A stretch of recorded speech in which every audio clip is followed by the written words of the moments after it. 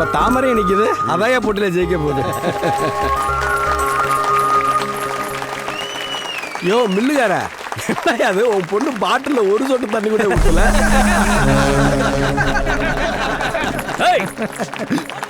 பாவடி எடுத்து நல்லா சொருகு. கையை சேர்த்து வை. நல்லா சேர்த்து வை. சீக்கிரம் மெதுவாள் மெதுவாள்.